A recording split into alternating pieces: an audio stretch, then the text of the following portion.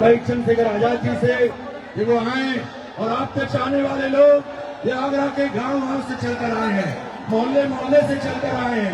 हमारे पार्टी के लोगों ने दिन रात मेहनत की, हमारे भीम आर्मी के साथियों ने दिन रात मेहनत की। ये मैदान आज पहली बार भरा है।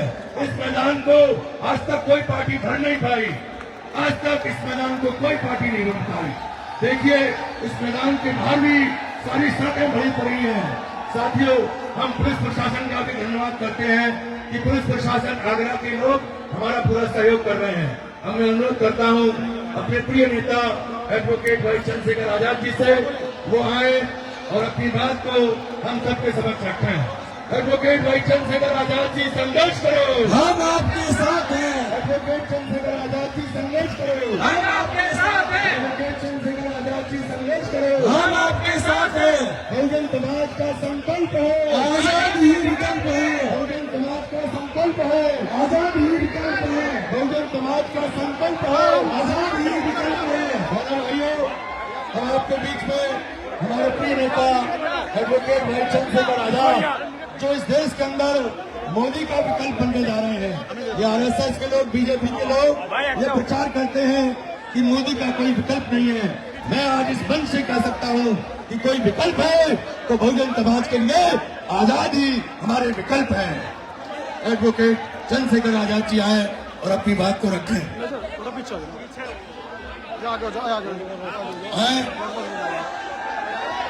आमिर भाई,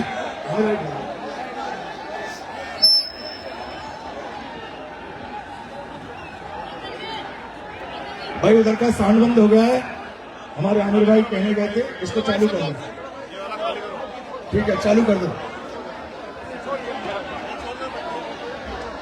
आए हमारे प्रिय नेता एडवोकेट भाई चंद्रशेखर आजाद अब आपके बीच में अपने विचार रख रहे हैं।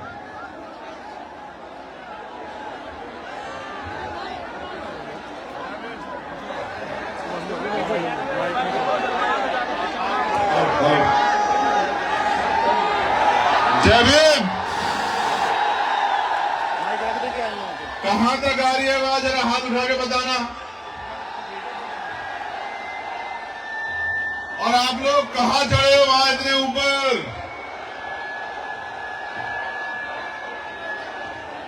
अपना ख्याल रखना, कहां चढ़ गए इतने ऊपर? प्यारे साथियों, आज आगरा की इस ऐतिहासिक धरती पे जिस तरह का प्यार, जिस तरह का आशीर्वाद, जिस तरह का जमावड़ा आप लोगों ने इतने बड़े पैमाने पे आज इस आगरा के कार्यक्रम को सफल बनाने के लिए किया है, मैं आपका दिल की गहराइयों से बहुत बहुत धन्यवाद करता हूं।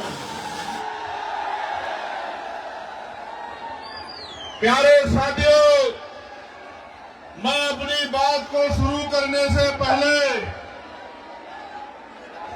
बहुजन समाज में जन्मे सभी संतों, गुरुओं और महान पुरुषों को नमन करता हूं। और उनमें भी महामानव तथागत बुद्ध, जिनको पूरी दुनिया में शांति का प्रतीक माना जाता है, जगत गुरु सदगुरु रविदास जी महाराज, जो अंधविश्वास पाखंडवाद को जिन्होंने चूल हिला के रख दी थी, गुरु नानक देव, गुरु वाल्मीकि जी, गुरु घासीदास जी, संत गाडगे जी महाराज, नारायण गुरु, राष्ट्रपिता ज्योतिबा फूले, मां सावित्रीबाई फूले, जो शिक्षा के नायक हैं, नायिकाएं हैं, मां फातिमा शेख, डॉक्टर बाबा साहब अम्बेडकर संविधान निर्माता और करोड़ों भारतीयों के मुक्तिदाता डॉक्टर बाबा साहब अम्बेडकर, सर छोटू राम, मामना रामसू वर्मा, चौधरी महाराज सिंह भारती, बाबू जगदेव प्रसाद कुशवाहा, जननायक कपूरी ठाकुर, चौधरी चरण सिंह जी, कोतवाल धन सिंह गुजर, बर्मानंद लोधी जी, संतराम बीए प्रजापति जी, बाबू शिवदयाल चौरसिया जी, मान्यवर दीना भाना वाल्मीकि साहब और मेरे रहबर, मेरे नेता, मेरे गुरु मान्यवर साहब के सारे साहब श्री काशीराम जी को नमन करता हूं।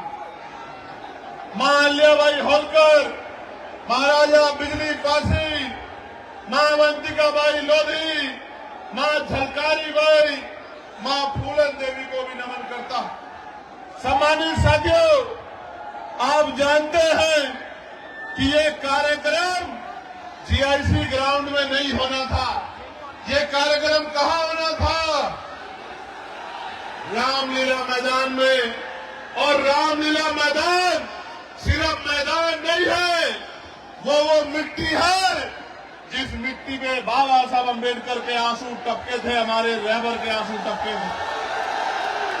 जिस मिट्टी में रोए थे बाबा साहब अम्बेडकर, वो मिट्टी है। मेरी इच्छा थी कि उस मिट्टी को नतमस्तक होना है, उस मिट्टी को अपने माथे पे लगाना है और बाबा साहब अम्बेडकर के अधूरे काम को इस देश में पूरा करके दिखाना, ये संकल्प लेकर हम लोग आए। प्यारे साथियों,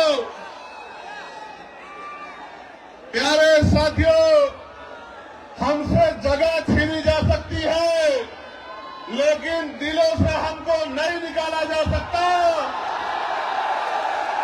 वो हमसे जगह छीन सकते हैं, वो बहुत लंबे समय से ये करते आए हैं।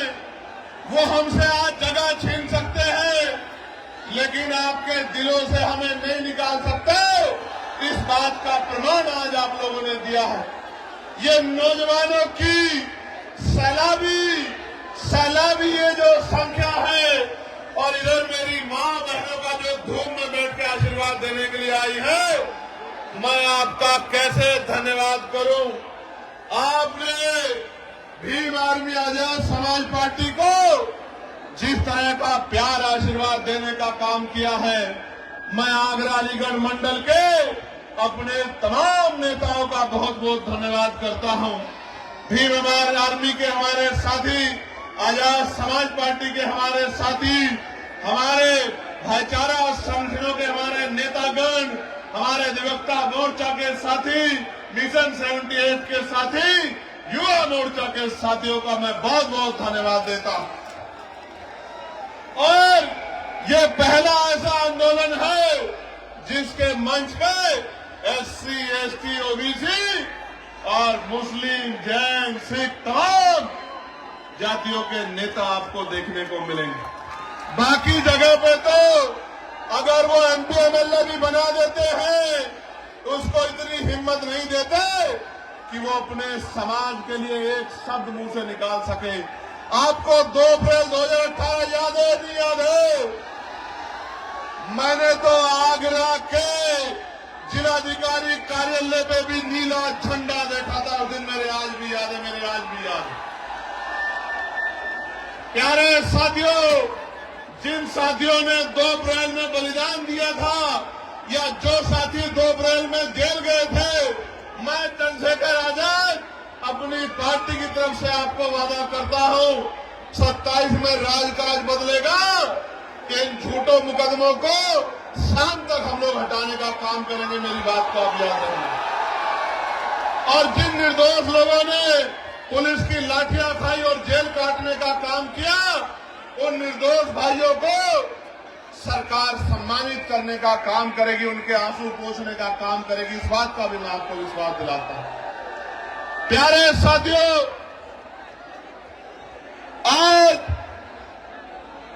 जब मैं आगरा में हूं और उत्तर प्रदेश में ये हमारा दूसरा सम्मेलन है, हमने 18 प्रमुजन सम्मेलन किए थे। उन सम्मेलन के जरिए हमने कर्मचारी, अधिकारी, पूर्व प्रधान, वर्तमान प्रधान, जिला पंचायत सदस्य, क्षेत्र पंचायत सदस्य, पूर्व विधायक, पत्रकार, चिंतक, वकील, तमाम लोगों को बुला के बिठा के पूछा था कि हमें उत्तर प्रदेश में इन गरीबों को राजकाज में लाना है, आप रास्ता बताओ। पूरे बुद्धिजीवी समाज ने हमारे हाथों को मजबूत करने का विश्वास दिलाया था और आज ये उसका प्रमाण है कि जहां तक नजर जा रही है नीला नीला समंदर नजर आ रहा है।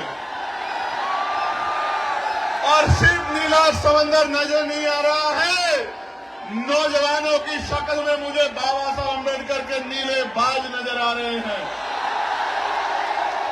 इन बाजों की अगर निगाह सत्ता की तरफ मुड़ जाए तो वो दिन दूर नहीं है कि लखनऊ के 5 कालिदास मार्ग में एक अम्बेडकरवादी, एक बहुजनवादी, एक संविधानवादी आपका मुख्यमंत्री बनकर बैठेगा और प्रदेश के लोगों को न्याय दिलाने का काम करेगा। प्यारे साथियों, आगरा में जब बाबा साहब अम्बेडकर अपनी बात को रख रहे थे, नौजवानों, मैं जानता हूं कि संख्या ज्यादा है और आपको परेशानी हो रही है, लेकिन आप ये समझ लो ये परेशानी उस परेशानी से कम छोटी है जब हमारे लोगों पे जुल्म, जाति, अन्य अत्याचार होता है और आप सड़कों पे खड़े होकर मुकाबला करते हो। मैं आपकी हिम्मत को दाद देता हूं। प्यारे साथियों, बाबा साहब अम्बेडकर जब अपनी बात रख रहे थे 18 मार्च 1956 में उन्होंने सभी को समझाने का काम किया और उनकी कुछ बातें जो जेल में रहते मैंने पढ़ी थी, जिनका मेरे ऊपर इतना गहरा असर हुआ कि आज भी रात को जब आंख खुल जाती है अचानक से तो याद आता है कि बाबा साहब अपने अंतिम समय में रोआ करते थे, उनकी आंखों में आंसू होते थे और उनकी उम्मीदें नौजवानों से लगी हुई थी। बाबा साहब ने यहाँ कर्मचारियों के बारे में कहा कि कर्मचारियों ने मेरा साथ नहीं दिया, लेकिन मैं धन्यवाद देता हूं कि आज देश के बहुत सारे कर्मचारी अधिकारी अपनी सामाजिक जिम्मेदारी का निर्वहन कर रहे हैं। बाबा साहब ने कर्मचारियों अधिकारियों से कहा कि केवल अपने बारे में मत सोचो, अपनी आमदनी का, अपनी तनख्वाह का 20% पैसा अपने समाज को तरक्की के लिए लगाओ। मैं उन कर्मचारियों का धन्यवाद दूंगा जिन कर्मचारियों ने बाबा साहब की बात को माना और जिन्होंने नहीं माना, मैं उनको आगाह करते हुए कहना चाहता हूं कि आप बाबा साहब का साथ नहीं दे पाए, लेकिन अब बाबा साहब के बच्चे मैदान में हैं। अपने समाज को, इस कमजोर हक वंचित समाज को मुख्य धारा में लाने के लिए आजाद समाज पार्टी का तन मन धन से साथ दो और फिर देखो उत्तर प्रदेश कैसे आगे बढ़ता है। प्यारे साथियों, बाबा साहब ने अंत में अपनी बात को खत्म करते हुए कहा था कि अब मैं बूढ़ा हो चला हूं, बीमार रहता हूं, जब अपने चारों तरफ देखता हूं तो एक भी नौजवान ऐसा नजर नहीं आता जो इस आंदोलन रूपी तंबू का बम्बू बन के इस आंदोलन को आगे बढ़ा सके। बाबा साहब कह रहे थे, मैं ऐसे टेंट की तरह हूं, मैं ऐसे तंबू की तरह हूं, बम्बू की तरह हूं, जिसमें बहुत सारे टेंटों का बोझ है, लेकिन मैं गौरवान्वित हूं कि आज हमारे साथ मैं इस बात को नहीं कह सकता कि मैं अकेला हूं। मेरे हाथों को मजबूत करने के लिए देश, प्रदेश और उत्तर प्रदेश के ताकतवर नेतृत्व मेरे साथ है। हमारे जिले, विधानसभा, बूथ, सेक्टर, लोकसभा, मंडल, प्रदेश के मजबूत नेता मेरे साथ हैं जो लगातार मेरे हाथों को मजबूत कर रहे हैं। प्यारे साथियों, मैं आपको ये कहना चाहता हूं, बाबा साहब ने उस दिन ये कहा था रोते हुए कि एक भी नौजवान दिखाई नहीं देता जो इस आंदोलन को आगे बढ़ा सके। आज मुझे इस मैदान में लाखों नौजवान दिखाई देते हैं जो बाबा साहब की बात को मानने के लिए तैयार है और बाबा साहब की बात को मानने के लिए तैयार नौजवानों, आपकी शक्ति से शासन प्रशासन को चीजों को समझ ही रहा है, लेकिन सरकारों की भी नींद खराब है। वरना आज का कार्यक्रम रामलीला ग्राउंड में होता। मैं यहाँ के प्रशासन का धन्यवाद करना चाहता हूँ कि उन्होंने काफी मदद की है, मगर साथियों आपकी भी जिम्मेदारी है कि आप अपनी लड़ाई को स्वयं लड़े। प्यारे साथियों, हम उत्तर प्रदेश को कैसा प्रदेश बनाना चाहते हैं, मैं उस पर प्रकाश डालना चाहता हूं। ऐसा प्रदेश जहां शिक्षा गरीबों के दायरे में हो, जहां गरीबों को अच्छी से अच्छी शिक्षा मिले। मैं बहुत जिम्मेदारी से आपके बीच में बात रखते कह रहा हूं, 2000 रुपए आपको राशन के मिले ना मिले, 5 किलो राशन मिले ना मिले, लेकिन शिक्षा 1 नंबर की मिलेगी आजाद समाज पार्टी के राज में। ऐसी शिक्षा मिलेगी जो यहाँ के प्राइवेट स्कूल भी देने में भी सक्षम नहीं है, जिसकी महीने की फीस 20,000 रुपए है। मैं संकल्प लेकर कहता हूँ कि हम लोग करके दिखाएंगे कि गरीब के बच्चों को ऐसी शिक्षा मिलेगी कि अमीर के बड़े बड़े स्कूल, अमीरों के बड़े बड़े स्कूल में पढ़ने वाले बच्चे भी गरीबों के बच्चों का मुकाबला नहीं कर पाएंगे।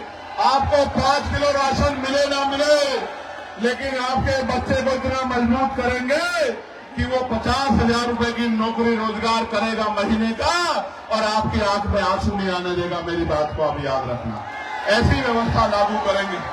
प्यारे साथियों, ऐसी चिकित्सा व्यवस्था लागू करेंगे कि इलाज की कमी और पैसे की कमी के कारण किसी की जान नहीं जाएगी। जैसे मैंने अपने पिता को खो दिया था, मैं आपको संकल्प करके कहता हूं इस मिट्टी से। प्यारे साथियों, सिर्फ जान ही नहीं जाएगी, ना जमीन गिरवी रखनी पड़ेगी, ना उधार लेना पड़ेगा। कोई भी बीमारी होगी, 1000 रुपए से कम में आपका इतना अच्छा इलाज होगा कि आप बीमार होकर चले तो जाओगे, लेकिन खुशहाल होकर अपने परिवार के बीच में आओगे। ऐसी व्यवस्था हम लोग करके देंगे उत्तर प्रदेश। प्यारे साथियों, लक्ष्यधार भाषण तो आप 75 साल से सुनते आ रहे हैं।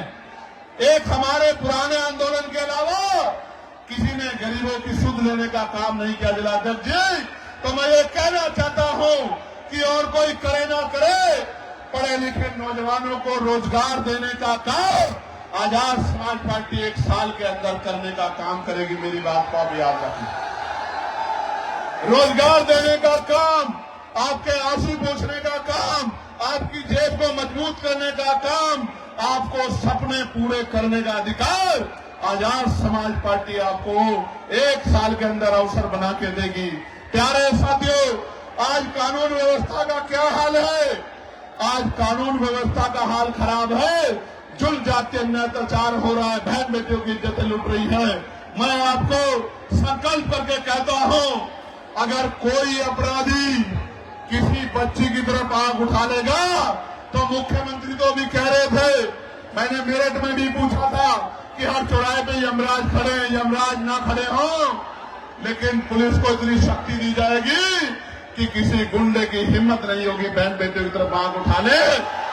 और अगर उठाएगा, अगर कोई गुंडा उठाएगा, तो आज की पुलिस तो 1 गोली मारती है, 2 गोली मार के उसको जो है पूरी जिंदगी के लिए इस लायक नहीं छोड़ेंगे कि वो किसी बहन बेटी की तरफ आंख उठा के देखने का काम करे। जब मैं ये बात कह रहा हूं, तो मीडिया के लोग मेरी आलोचना करेंगे अपने दफ्तरों में बैठ के कि चंद्रशेखर आजाद कह रहे हैं कि 2 गोली लगवा देंगे। लेकिन मैं कह रहा हूं, बाबा साहब अम्बेडकर ने कानून मंत्री पद से इस्तीफा दे दिया था बहन बेटियों को हक अधिकार दिलाने के लिए। इन बहन बेटियों की सम्मान के लिए 1 नहीं 2 गोली तो उस दरिंदे को लगनी चाहिए जो बहन बेटियों की तरफ आंख उठाने का काम करे। लगनी चाहिए। प्यारे साथियों, आज महंगाई ने कमर तोड़ दी है। मेरे आज भी याद है 2004-05 में सोना 10,000 रुपए हुआ करता था। आज कितना है? 1,54,000 रुपए। 1,15 लाख तो नहीं आए, लेकिन सोना 10,000 से 1,54,000 रुपए हो गया। किसी गरीब के अंदर हिम्मत नहीं बन पा रही है कि वो शादी में सोने की व्यवस्था कर ले। मैं आपको कहना चाहता हूं, ये सोने का दाम ऐसे नहीं बढ़ा। हमारे प्रधानमंत्री जब मुख्यमंत्री हुआ करते थे गुजरात के, तो कहा करते थे कि रुपए की कीमत ऐसे नहीं गिरती है, रुपया गिरता है तो प्रधानमंत्री की साख गिरती है, लेकिन आज रुपया कहां चला गया प्रधानमंत्री जी को नजर नहीं आता।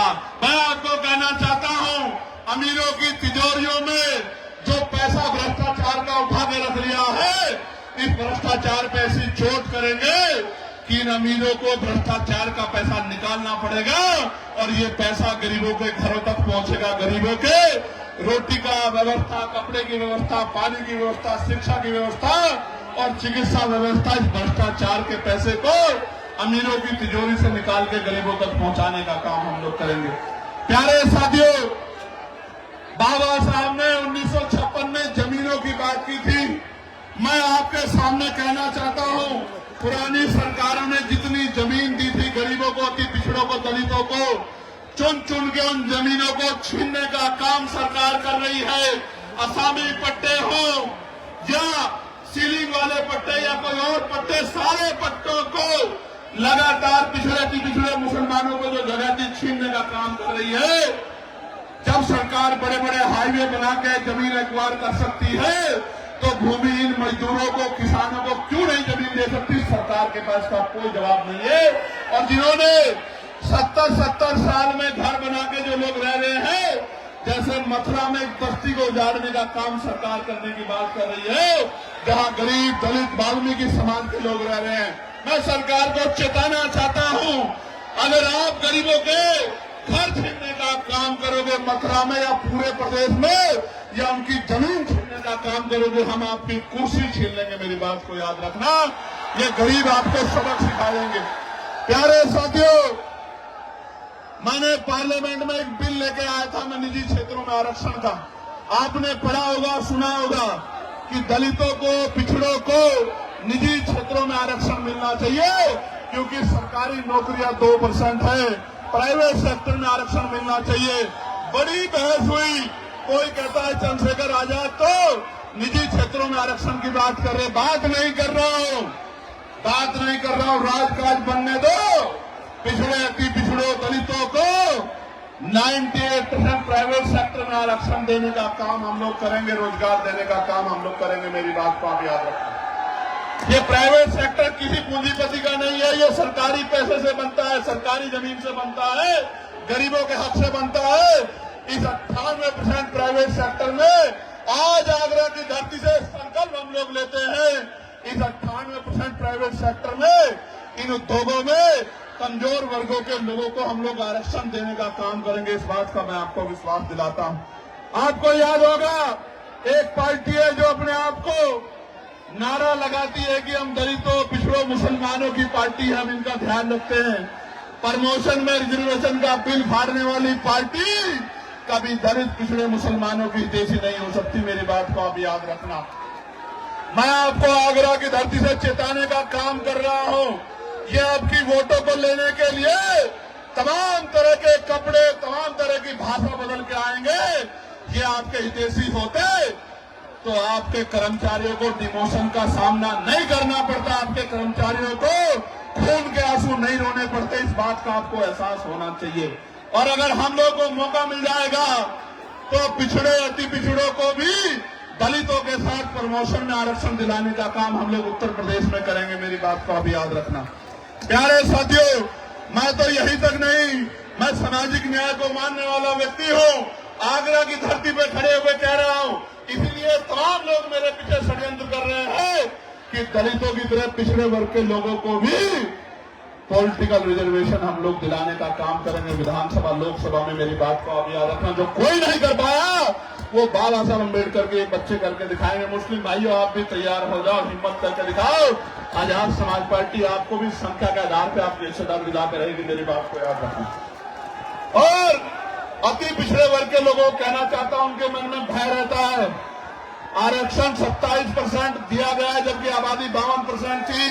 मैं आपको विश्वास दिलाता हूं, पिछड़े वर्ग के लोगों को आज प्रजापति, कश्यप मौर्य, साक्यम, बिल, कुशवाहा, राजभर, तमाम लोगों को 15% उत्तर प्रदेश में अलग से आरक्षण की व्यवस्था करा के देने। मेरी बात को आप याद रखना, जिससे कि कोई विवाद ना रहे। और आपकी भी संख्या कम न रहे, आपको भी आगे बढ़ के आने का मौका मिले। पाल प्रजापति, सैन विश्वकर्मा मौर्य का बच्चा भी, निषाद का बच्चा भी, दुनिया चौहान का बच्चा भी मुख्य धारा में, इस बात का भी मैं आपको विश्वास दिलाता हूं। प्यारे साथियों, आगरा में जूते का व्यापार होता है, अलीगढ़ में ताले का बड़ा काम है, फिरोजाबाद में कांच का बड़ा काम है। जीएसटी, पहले जीएसटी की मार, फिर लाइसेंस में गैर जिम्मेदारी, फिर छापेमारी के नाम पर लगातार उत्पीड़न किया जा रहा है। लगातार कारीगरों को, मजदूरों को मजबूर करने का काम ये सरकार कर रही है। छोटे छोटे व्यापारी आगरा में जब रिक्शे से अपना माल भेजते हैं तो जीएसटी के अधिकारी उनको पकड़ के 50-50 हजार रुपए की रिश्वत वसूलने का काम करते हैं।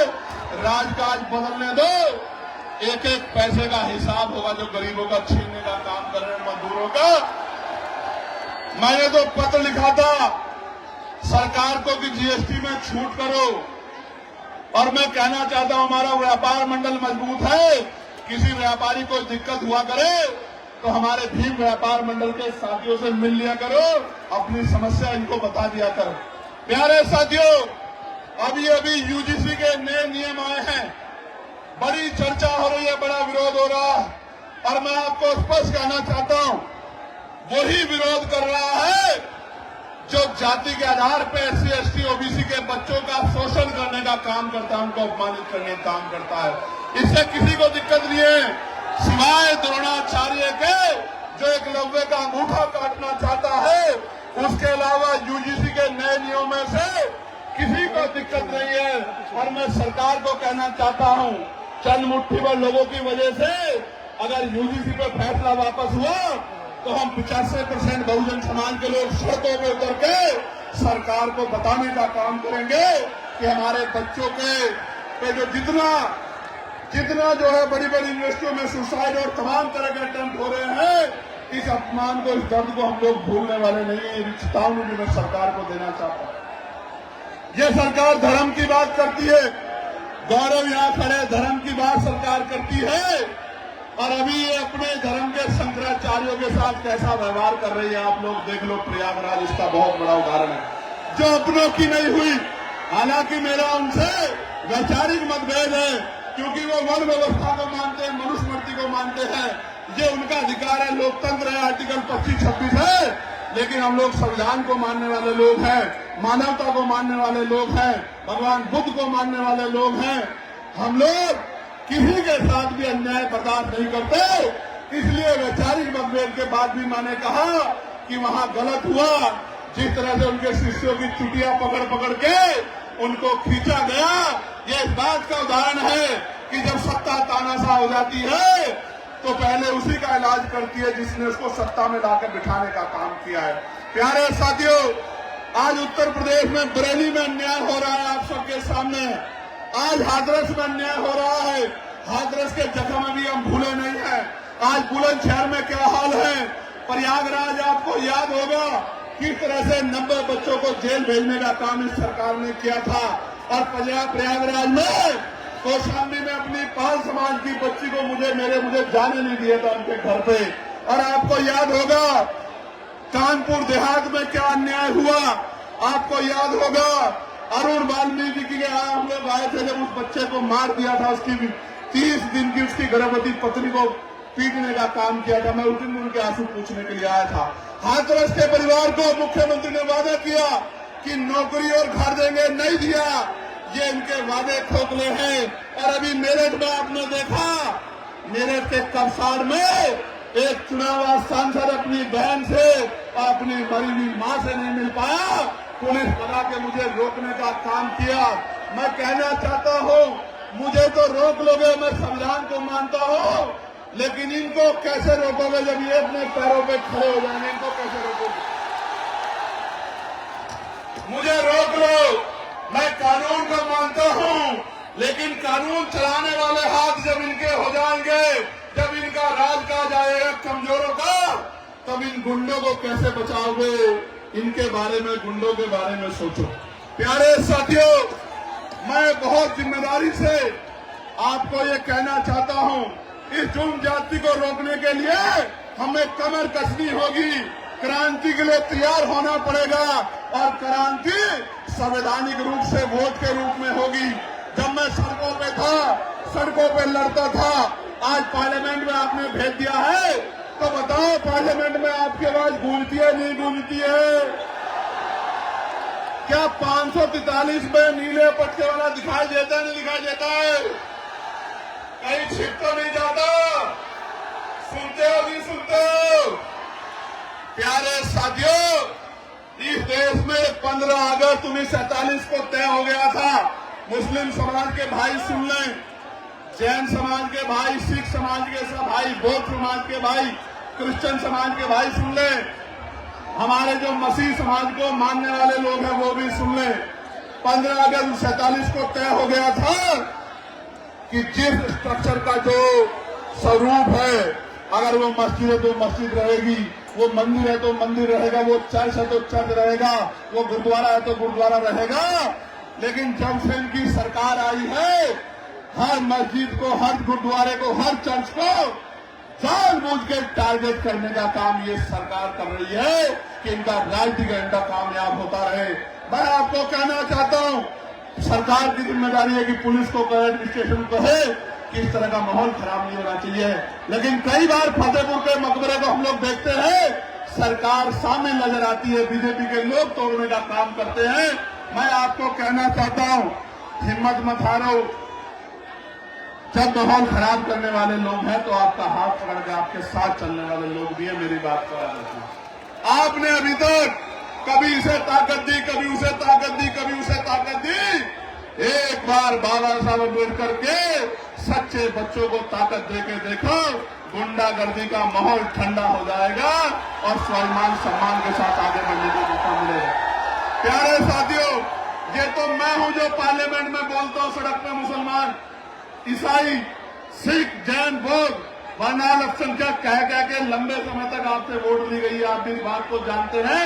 ये तो हिम्मत चंद्रशेखर आजाद के अंदर है कि जो धर्मनिरपेक्ष है, संविधानवादी है, सबके हितों की बात करता है, सबके हितों को आगे बढ़ाने की बात करता है। ना अमीर देखता है, ना गरीब देखता है, ना कमजोर देखता है, ना ताकतवर देखता है। प्यारे साथियों, आप हमारा न्यायप्रिय चरित्र देखना चाहते हो तो सुनो। संभल में जिस जज साहब ने पुलिस पे मुकदमे करने का ऑर्डर दिया, उस जज साहब, माननीय जज साहब को, जिन्होंने निष्पक्ष ऑर्डर किया, निडर होकर ऑर्डर किया, सरकार के सामने न्यायपालिका का सच्चा चरित्र रखा, रातों रात उन जज साहब का ट्रांसफर कर दिया गया। वो सुधीर साहब इसी दलित समाज के बच्चे हैं। इस बात का आप लोगों को गर्व, हमें गर्व है इस बात का कि हमारा चरित्र न्यायप्रिय है। अगर पूरी सरकार भी विरोध में खड़ी है तो हमारी कलम किसी का नुकसान नहीं कर सकती, न्याय देने का काम करेगी। मैं तो यामीन साहब के उन बेबस पिता की तरफ देखता हूं, जिन पिता को उम्मीद थी कि न्याय मिलेगा, आज उनसे न्याय छीना जा रहा है। प्यारे साथियों, याद रखो, जुर्म जाति जब बढ़ जाएगी तो जनता उसको उखाड़ फेंकेगी। वही समय आ गया है। यहां से वहां तक ये नीला समंदर इस बात का ऐलान कर रहा है, आगरा में खड़े होकर, ये राजधानी है, आगरा कमजोरों की राजधानी है या नहीं है? राजधानी बताओ, जोर से बताओ, है या नहीं है? ये राजधानी में खड़े होकर मैं आपको कह रहा हूं, पिछड़ो पिछड़ो, दलितों को, मुसलमान भाइयों को, सिख भाइयों को, जैन भाइयों को, बुद्धिस्ट भाइयों को, न्याय प्रिय सामान्य जाति के लोगों को भी कह रहा हूं, ये सरकार धर्म के नाम पे आपको कमजोर कर सकती है, कभी आपको आगे नहीं बढ़ा सकती। ये काम करने का काम भी वही करेगा जिसने बाबा साहब अम्बेडकर के विचारों को अपने अंदर आत्मसात किया हो। बाबा साहब ने कहा था कि जाकर पढ़ना संविधान को, मैंने एक जाति के लिए काम नहीं किया, हर व्यक्ति की आजादी सुनिश्चित की है, उसके अधिकार सुनिश्चित किए हैं। इसलिए जब तक इस सोच का व्यक्ति कुर्सी पर नहीं आएगा, भला नहीं हो सकता। मेरी बात को आप याद रखना। प्यारे साथियों, आज सरकार जुडिशरी को अपने कब्जे में लेना चाहती है, उस पर दबाव बनाना चाहती है, अपने हिसाब से चलाना चाहती है। मैं न्यायपालिका में बैठे जजों से कहना चाहता हूं, माननीय न्यायाधीशों से कहना चाहता हूं, घबराने की जरूरत नहीं है। आपकी रक्षा सुरक्षा के लिए आजाद समाज पार्टी भीम आर्मी खड़ी है। आप निष्पक्ष होकर काम करो। आपके ऊपर उंगली उठेगी तो हम लोग गोली खाने के लिए सबसे आगे खड़े रहेंगे। मेरी बात को आप याद रखिए। प्यारे साथियों, अभी एक आदेश आया और वो आदेश है, नीरज साहब, फोन पे आप SC/ST को गाली दे दो तो इसको अपराध नहीं माना जाएगा। अगर फोन पे किसी को गाली दी जाए, धमकी दी जाए, अपशब्द कहे जाए, वो अपराध माना जाएगा, लेकिन SC/ST को कहा जाएगा तो अपराध नहीं माना जाएगा। आप देखो मौर्य साहब कैसे मजाक उड़ा रहे हैं कमजोरों का। ये लोग देखो, पहले थाने में FIR नहीं होती। मैं एक परिवार से मिला, मेरी बात पे गौर करो नौजवानों। उस परिवार ने मुझसे कहा कि भैया, अमीर आदमी सीधे चला जाता है थानाध्यक्ष के ऑफिस में, CO के ऑफिस में, ASP के ऑफिस में, DCP के ऑफिस में, कमिश्नर के ऑफिस में, SSP के ऑफिस में, DM के ऑफिस में, DM के ऑफिस में, SDM के ऑफिस में, तहसीलदार कानूनगो सेक्रेटरी के ऑफिस में। गरीब आदमी बाहर इंतजार करता रहता है कि कब अधिकारी बुलाएंगे, कब उसको न्याय मिलेगा। ये है उत्तर प्रदेश आज का। मैं आपको विश्वास दिलाता हूं, राजकाज बनने दो। अधिकारी आपकी बस्तियों में आगे कैंप लगा के आपकी समस्या को सुना करेंगे और उसका हल किया करेंगे। मेरी बात को याद रखिए। याद है नहीं याद है, मेरी लोकसभा में मैं अधिकारियों को उस गारे में ले गया था, नहीं ले गया था, कीचड़ में। इसीलिए लेके गया था कि जाके गरीबों के हाल देखो और आपको पता लगे कि आपके लिए मखमली सड़कें और गरीब कीचड़ में रहते हैं, 2-2 फुट कीचड़ में। आज भी आप कमजोर वर्गों की बस्ती में जाओ, मोटरसाइकिल के अलावा 4 पहियों की गाड़ी नहीं घुस सकती। ऐसे हाल गरीबों की बस्तियों के बने हैं। कीचड़, गंदगी, सफाई की व्यवस्था नहीं है। मैं आप सबको कहना चाहता हूं, हिमांशु साहब कह रहे थे, अमित गुजर जी, कसाना जी बैठे हैं, वो भी इस बात पे मुझसे कह रहे थे, छतपाल चौधरी जी भी कह रहे थे, चक साहब भी कह रहे थे, चित्तौड़ साहब ने भी कहा कि यहाँ ठेकेदारी आउटसोर्सिंग के जरिए सफाई कर्मचारियों को देश भर में भी और आगरा में उनके हितों को लूटने का काम किया जा रहा है। मैं आपको विश्वास दिला जाता हूं, तमाम आउटसोर्सिंग खत्म कर देंगे उसी दिन। संविदा या पक्की नौकरी, और वो भी 50,000 रुपए से कम नहीं देंगे। मेरी बात को आप याद रखना, जब आजाद समाज पार्टी के हाथ में। और ये निजी क्षेत्र का ट्रेंटो का हाल देख लो, एक गरीब को कनेक्शन नहीं देती है कंपनी। इन सारी कंपनियों वालों को जो सही काम नहीं करेंगे, इनको सबक सिखाने का काम हम लोग करेंगे। प्यारे साथियों, एक बहुत बड़ी समस्या ये है कि आज ईसाई समाज, मसीही समाज परेशान है। चर्च में अपनी उपासना पूजा नहीं कर पा रहा है, अपनी प्रार्थना नहीं कर पा रहा है। कोई भी आता है, उनके साथ मारपीट करने लगता है, उनको भगाने लगता है, उल्टा पुलिस भी उन पर मुकदमे कर देती है। मैं मसीही समाज को कहना चाहता हूं, मैं चंद्रशेखर कह रहा हूं, अगर कहीं आप पे चर्चों पे हमला होगा या आपको अपमानित करने का काम किया जाएगा, तो आजाद समाज पार्टी भीम आर्मी सीना तान के आपकी लड़ाई लड़ने का काम करेगी। आप अकेला मत समझना खुद को, बिल्कुल अकेला मत समझना।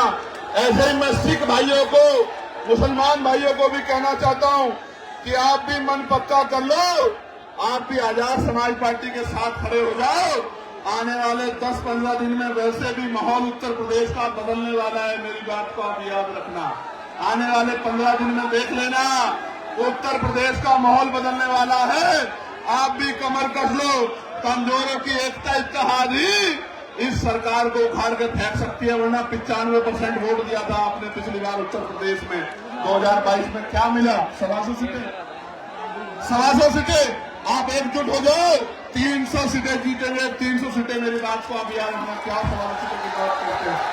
प्यारे साथियों, आपने इतने भयंकर सैलाब में भी बड़ी जिम्मेदारी, समझदारी से इस कार्यक्रम को सफल बनाया, और जिन साथियों ने इसको सफल बनाने में अपना योगदान दिया, भाई सुनील कुमार चित्तौड़ जी, राजपाल कश्यप जी, डॉक्टर रविंद्र बघेल जी, श्याम प्रकाश मोदी जी, विक्की आजाद जी, अनिल करदम जी, MS निमेश जी, संजीव सागर जी, अच्छन अंसारी जी, राजेंद्र गुजर जी, गुफरान खान साहब, चौधरी महेंद्र सिंह जी, लाखन सिंह चक साहब, शशांक बोध जी, सौरभ दयाल जी, सौरभ चित्तौड़ जी, राजू अंसारी जी, मलखान पिंटू व्यास जी, रहमान खान जी, गौरी प्रसाद उपासक जी, महेश चंद्रा जी, प्रदीप पीपल जी, जावेद कुरैशी जी, अमजद कुरैशी जी, रामवीर करदम जी, बहन प्रतिभा जी, रविंद्र पारस जी, संगरतन सेठी जी, चंद्र प्रकाश गौतम जी, के गौतम जी, दक्ष यादव जी, ब्रजेश एडवोकेट जी, सिकंदर बोध जी, भाई रिंकू जी और तमाम हमारे साथी, रिंकू सेठ से लेकर तमाम हमारे साथियों, जिन साथियों ने अपना योगदान देने का काम किया, जिन्होंने इस कार्यक्रम को सफल बनाने के लिए अपना एक एक पैसा जुटाने का काम किया। आपका एक एक पैसा ये मेरे ऊपर आजाद समाज पार्टी पे कर्ज है। राजकाज बनने दो, रोजगार के साथ जोड़ के एक कर्ज को उतारने का काम करेंगे। भाई सानू जी का भी, पुलिस के भाइयों का भी, बहुजन मीडिया का भी, मेन स्ट्रीम मीडिया के साथियों का भी, जो आज यहाँ पहुंचे हैं, और ये जो हमारे नौजवान पत्रकार जो कई दिनों से लगातार ग्राउंड बदलने के बाद जिन्होंने सूचना का आदान प्रदान किया, मैं दिल से धन्यवाद करता हूं आप सब लोगों का, आपके चैनल्स का, आपकी हिम्मत का, आपके निस्वार्थ भाव का मैं आपका बहुत धन्यवाद करता हूं। और अवसर मिलने पे आपको आगे बढ़ाने में भी कोई कमी हम लोग नहीं छोड़ेंगे, इस बात का भी मैं आपको विश्वास दिलाता हूं। सारी बहनों का, तमाम यहाँ पहुंचे साथियों का, नौजवानों का, उन्हें शासन प्रशासन के भाइयों का, और वो जो बाबा साहब का झंडा लहरा रहे हैं,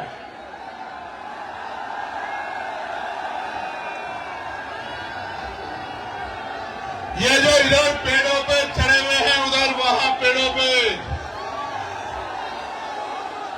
वो जो वहां टूरिस्ट बस पर वहां सामने खड़े ग्राउंड के बाहर, वो जो वहां उस पीली बिल्डिंग पे खड़े हुए हाथ हिला रहे, झंडा लहरा रहे हैं, उन सबसे एक बात कहना चाहता हूं, एक बार आजाद समाज पार्टी को मौका दो। आंख में आंसू नहीं आने दूंगा, विश्वास दिला के कहना चाहता हूं।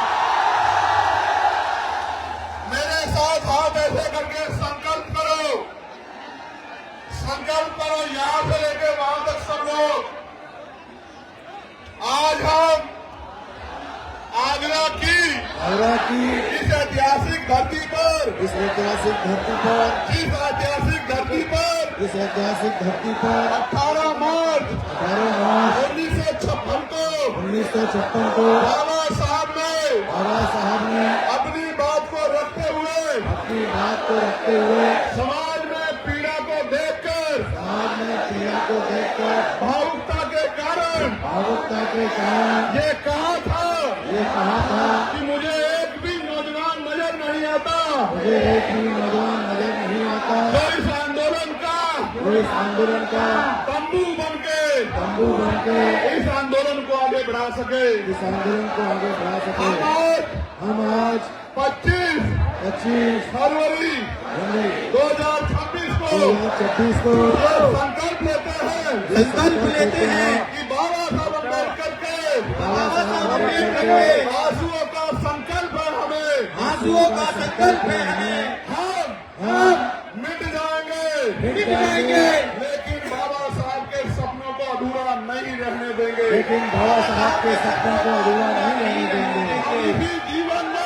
इसी जीवन में जीते जी बाबा साहब के सपने को पूरा करके दिखाएंगे। मानवता का राज लाएंगे, गरीबों का राज लाएंगे, गरीबों के आंसू पूछेंगे, समानता, बंधुत्व, भाईचारे पे आधारित समाज बनाएंगे हम प्रथम और अंतिम भारतीय है भारत की शान बढ़ाएंगे तिरंगे का मान बढ़ाएंगे और अपने देश को मजबूत बनाएंगे जय भीम जय भारत जय संविधान जय मंडल जय जोहार भारत की गरीब जनता जिंदाबाद भारत का मजदूर जिंदाबाद